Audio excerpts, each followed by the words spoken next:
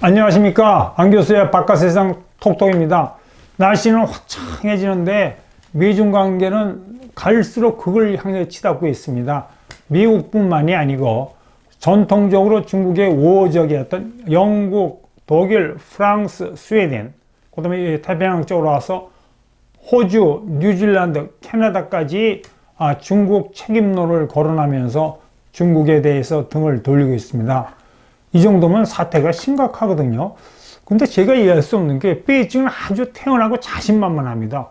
미국 글로벌 밸류 체인을 재편해 갖고 우리 중국 경제 기둥 두 개를 뽑으려고 그래. 어림없지. 14억 내시장을 보면 미국 기업이나 서구 기업들이 함부로 중국 시장에서 못 나갈 거야. 그리고 너희들이 기술 같은 거 안 줘도 돼. 우리 파웨이가 있잖아.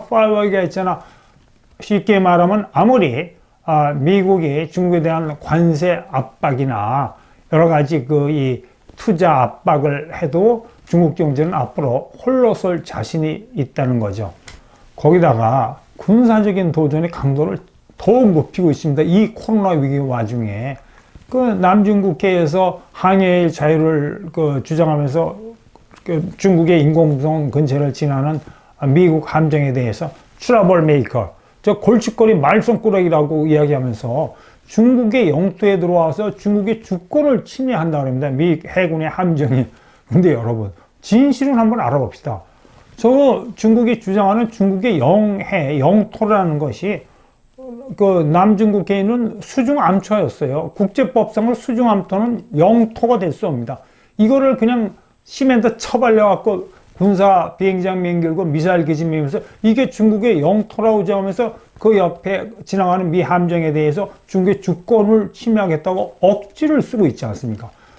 이런 해군력 향상뿐만이 아니고 사우스 차이나 모닝 포스트를 보니까 중국이 스텔스 전폭기를 개발했답니다. 그리고 올 가을에 공개 예정이랍니다.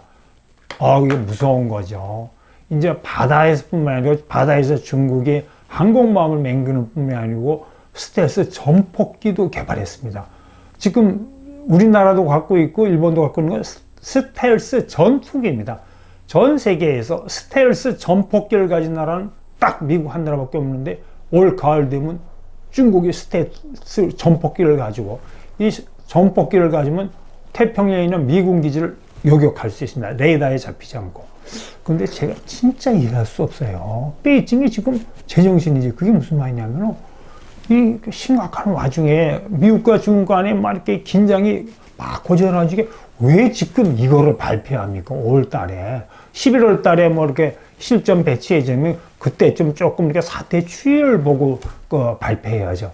거기다가 또 이제 심지전 있지 않습니까? 이거는 여러분이 한번 문장을 한번 읽어보십시오. 사우스 차이나 모닝 포스트에 난 건데, Chinese Statement, 중국의 관영통신이 폼페이오 국무장관을 공격한 건데, 이게 말이 너무 험해요. 이불, 악마 같은 새끼. 미 국무장관을 이렇게 합니다. insane, 미친놈이라는 겁니다. 폼페이오가 insane이라는 단어는 영어의 crazy, 우리가 미쳤다는 단어보다 훨씬 나쁜 뜻입니다. Are you crazy? 그러니까 우리말로 하면 너 미쳤니? 그건 가끔 어떤 때는 약간 농담조의 뜻인데 인세는 아주 미친놈이라는 뜻이거든요. 그다음에 라이어, 새빨간 거짓말쟁이. 구소련도 미국하고 긴장 관계했을 때 미국의 국무장관을 미친놈, 그 다음에 악마라고 부르지는 않았어요. 소련도 러시아도. 근데 제가 생각이 이 정도 나가면은 차이나가 유나이티드 스테이츠하고 한판 붙이는 거예요. 한판 붙이는 겁니다, 이게. 이게 전쟁은 아니겠죠. 이게 전쟁이 나면 핵전쟁이니까 제가 우려하는 거는 남중국해 있잖아요. 저기서 해상에서 한포전 같은 거 해서 한번 붙을 것 같아요.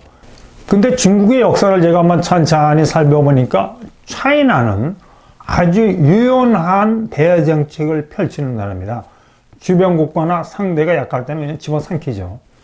그렇지만 상대가 강할 때는 숙입니다. 중국은 역사적으로. 한나라 시대 흉노 제국이 아주 북방에 강제했거든요. 그때 바싹 엎드려갖고 비단 보내고 공주 시집 보내고 화친관계 유지 않았습니까? 그때 차이나가 을이었습니다.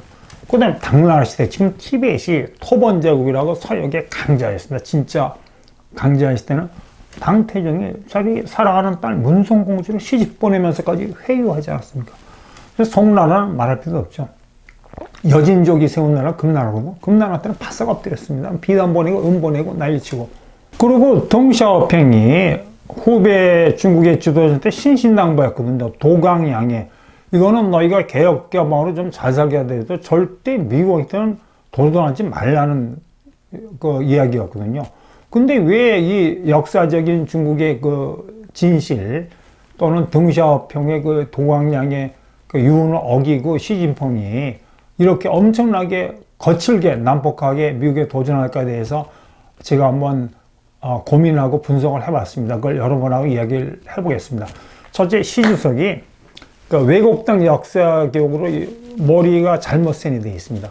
시주석이 50년대 태어났잖아요. 그러니까 태평양 전쟁, 중일 전쟁, 국공내전, 6.25 전쟁을 경험 안 해본 사람이에요.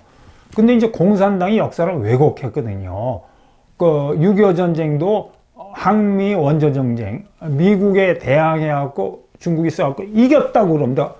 6.25 때 자기들이 미국에 이겼다고 선전합니다. 그리고 그 다음에 또 태평양 전쟁 때, 중일 전쟁 때는 일본하고 싸워서 마오쩌둥 군대가 이겼다고 그럽니다. 근데 여러분, 역사 진실을 가면 그게 아니죠. 하여튼 간에 시주석의 머릿속에는 우리 중국 공산당의 군대가 대일본 제국하고 싸워서 이겼고 1950년대 한반도에서 미국하고 싸워서 이겼다고 생각합니다. 그러니까 이 마음속이나 머릿속에는 자신만만한 겁니다. 그러니까 성대한 저 사진에 봤던 전승절 기념 행사를 시주석이 폼 빡 잡고 하잖아요. 그러니까 우리 붉은 차이나가 미국, 일본한테 싸워서 이겼다는 건데, 여러분, 딱 한 가지 여러분이 아셔야 될 건, 마오쩌둥하고 덩샤오팽이 지배할 때는 저 전승적 행사 안 했습니다. 왜냐하면, 마오하고 덩샤오팽은 그 일본군하고 태평양 시대 일본하고 싸우고 6.25 전쟁을 겪어봤거든요. 자기들이 이기지 않은 거 알아요. 마오하고 덩샤오팽은. 그렇기 때문에 저는 전승절 기념 행사를 안 했습니다. 두 번째, 왜 시주석이 잘하나 하니까, 시주석이 잘한 점은 하나 있다 그러더라고요. 이제 중국 베이징 대학이나 후난대학 교수라고 해보니까, 여태까지 모두 마오부터 덩샤오팽부터 후진당하고 중국의 모든 역사적 지도자는 중국 내에서 뭐 인민해방, 인문 뭐 이런 거 했는데, 처음으로 국제적인 세계 속의 중국이라는 슬로건을 내건 중국의 첫 번째 지도자가 시진핑이랍니다. 이거는 굉장히 잘한 거죠. 이 중국의 존재를 세계 속으로 끌어올렸으니까요. 근데 이게 중국명이 문제예요. 중국명이 자기가 이제 2050년까지 중국을 세계 1등으로 맹기겠다 그러면서 여러 슬며시 핑계대고 개인적인 권력하고 연결되어 있으니까 시주석이 함부로 이거 후퇴 못하는 거예요. 미국에 대해서. 세 번째는 이게 아주 심각합니다. 차이나 내부에서 과열된 호전적 애국주의가 만연하고 있어요. 우리가 20년 전, 30년에 알던 그렇게 참 중국 사람 털털하고 우리 중국 대인이라고 그러지 않습니까? 털털하고 마음 좋고 너그러운 그런 차이니스 피플이 아닙니다. 지금은. 이게 잘못 세뇌되어 있습니다. 제일 첫째, 중국의 군부가 호전적으로 변했어요. 왜 일반적으로 꼭 중국뿐만 아니고 다른 나라 케이스에 볼 때 이 군부가 육군공군 해군이 호전적으로 변하냐 하면 군사력을 급격히 팽창하면은 호전적으로 변합니다. 낡은 비행기가 있었는데 최신형 비행기가 막 비행기를 정부가 사가지고 항공모함을 가지고 뭐 최신형 탱크를 가지면은 이 군인들이 군부의 장군이나 지도자들이 천하무적으로 착각합니다. 근데 이거는 군인 심리상으로 맞는 것 같습니다. 제가 그 군대에서 훈련 받을 때 애망소총이라고 태평양 전쟁 때 쓰던 구식소총으로 훈련을 받았거든요. 이 훈련 받을 때, 장기 훈련 받을 때. 근데 소대장 실전 배치하니까 M16이라고 있더라고요. 애망은 이렇게 빵빵 쏘는 건데 M16은 드락 하면 자동입니다. 근데 구형 애망소총 가졌다가 이 자동으로 훅 나가는 16 가지니까 제 스스로 천하무적이라는 생각이 들더라고요. 두 번째, 언제 군부가 호전적이 되냐면은 그 나라 정부가 강한 군사력을 바탕으로 강경한 대외 정책을 쓰면 좌절로 군부가 호전적으로 됩니다. 군부가 호전적이 되는 것은 일본 제국주의 역사에서 한번 우리가 알아볼 필요가 있습니다. 그 중일 전쟁이 1931년에 노구고 사건으로 발생했거든요. 만주에서 그 관동군이 그 의도적으로 노구교에서 뭐 일본군 병사가 없애는 걸 핑계대 갖고 중국하고 전쟁을 일으켰습니다. 근데 그때 역사 보면 도쿄에 있는 정부나 그 군부 지도자, 도쿄에 있는 군부 지도자들은 만주에서 더 이상 쓸데없이 이렇게 문제 일으키지 말라고 분명히 지시를 내는데 관동군이 중앙정부나 군 수뇌부의 말을 안 듣고 일방적으로 중국하고 전쟁을 일으키고 결국 일본 제국주의에 끌려가고 결국은 망한 거죠. 그 다음에 이제 그 바로 전에 1930년에 일본의 도쿄에서 굉장히 그 이륙 사태라고 있습니다. 군부 쿠데타가 이러는데 소정파 군부 이 극단주의자들이 이 쿠데타를 일어갖고 온건파 대신 우리나라 하면 장관들을 죽였어요. 몇 명 죽인 게 뭐냐면 그 대신 온건파 대신 중에는 군부의 예산 팽창을 군사력 팽창을 군사비 예산을 깎으려 그런 사람도 그냥 후닥닥 그 쿠데타 때려갖고 제거한 사실이 있는데 제가 왜 이야기를 하면 일단 군부가 호전적으로 되잖아요. 군부가 호전적으로 되면 국가 지도자나 최고 지도자나 정부가 중앙정부가 통제하기 쉽니다. 이게 바로 일본 제국주의 멸망의 길로 치닫던 일본 제국주의의 좋은 케이스죠. 지금 중국도 호전적 군부가 막 앞세갖고 미국하고 한판 붙어 나가는데 중국이 승리의 길로 갈지 멸망의 길로 갈지는 한번 기다려봐야죠. 심각한 문제는 이 중국인 자체가 호전적인 애국주의로 그냥 세뇌돼 버렸습니다. 그냥 위대한 중화제국, 중화민족들이 그랬으니까 이게 자기들이 세계 최고인 줄 알고요. 최고인 줄 아는 거예요. 그리고 미국 우습게 보면 자동적으로 재팬 코리아는 아주 우습게 보는 거죠. 경쟁국을 멸시하는 겁니다. 그러니까 이 중국 전체 여론이 잘못되고 갖고 있는 거예요. 코로나 위기로 중국 책임있는 미국이 막 이렇게 분쟁하면 자기 잘못을 인정하는 게 아니고 그러면 철저히 조사해보자. 객관적으로 하는 게 막 감정적으로 미국 놈 나쁜 놈 이런 식으로 뭐 호전적 애국주의로 가고 있는 겁니다. 그래서 제 걱정이 앞서는데 이게 쉽지 않아요. 현 시점에서 시진핑 주석이 뒤로 물러설 수가 없습니다. 이미 차이나는 베이징은 건너야 이제 미국하고 관계에서 건너야 되지 말아야 할 루비콘강을 건넜어요.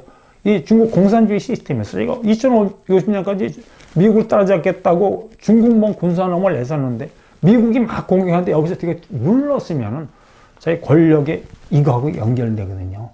자, 그럼 우리가 지금 걱정해야 될 거는 이렇게 미국과 중국이 극으로 치다르면 무슨 일이 벌어질까? 그건 아무도 모르죠. 근데 제가 한번 우리는 역사에서 교훈을 얻어야 되는데, 구소련이 2차 대전 때는 미국하고 협력했잖아요. 그리고 끝나고 나서 이제 뭐 냉전 체제 들으면서 미국한테 거칠게 막 도전하고 군비 경쟁하지 않았습니까? 40여 년 만에 깰꼬다 망했습니다. 제가 미중 관계도 보니까 70년대, 80년대, 90년대까지 미국하고 협력 관계였어요. 근데 2000년대 들어와서부터 미국에 도전하기 시작하더라고요. 그리고 중국몽을 이루는 2050년 되면 중국이 미국에 도전한 지 한 40몇 년이 돼요. 여러분, 소련 40몇 년 만에 미국에 도전하다 붕괴됐거든요. 중국의 앞날 참 걱정됩니다. 하지만 화창한 봄날 대한민국은 원더풀입니다. 여러분도 원더풀 하십시오.